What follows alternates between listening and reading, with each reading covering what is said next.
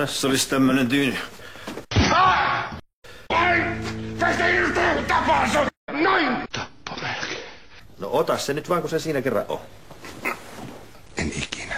Sulla tuo tuntuu kiertolaiselämä jatkuu. Onkaa tässä talossa yhtään kämppää, missä sä et ois loisina. Ja sitä paitsi vielä varastaakin! Seppo ei... Homohan toi Karja. Kaikki haluaa tappaa Ismo Laitala mahdollisimman nopeasti. Mitä siellä Sievisellä oikein tapahtuu? Luumukiisseliä junan eteen. Isoäidin resepti mukaan. Lasse sattuu olemaan paikalla, kun mä kävin Tanjalla. Jaha. Että siitä saitte sitten riida aikaiseksi. Mä olin tosi vihainen ja Lasse kai sitten luuli, että Tanja olisi jotenkin Bolognese. Olikos se? Pitäisköhän sun kuulla pullo persuksiin ja hyvää tulloa. Mitä helvettiä? Niin. Etkö sä jossain tukiryhmässä käy? Missä?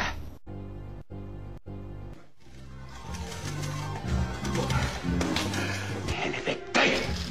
Kellä kärppäs, kellä ei. Menikö homolta pupupöksyä? Ei rahaa maailmasta ollut. No ei kai. Lisää merkkejä. Koko rahalla.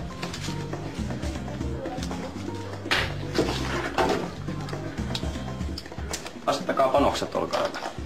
En ikinä. Miksi me voidaan hoitaa tää asia jotenkin pesäpallo mailalla?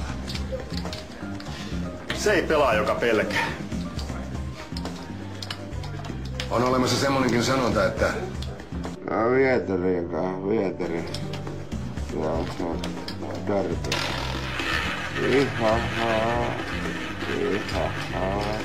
Se voi jotain.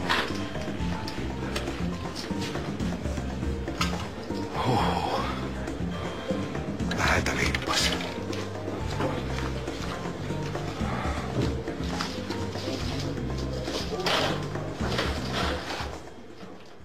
Mua ärsyttää vaan tommonen kiskonta humpukihoidoista. Niin kuin nyt esimerkiksi tämmöisestä terapiasta.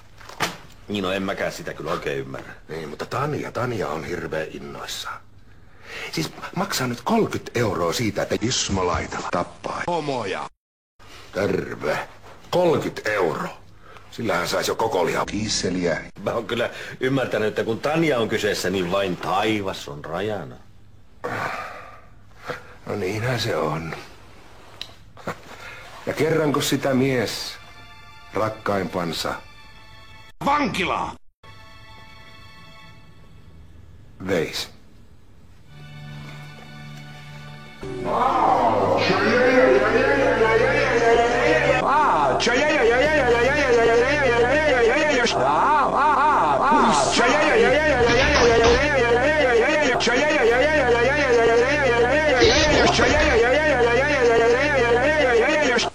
Kyllä.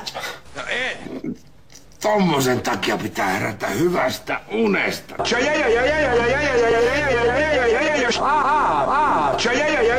Ui saakeli tätä elämää.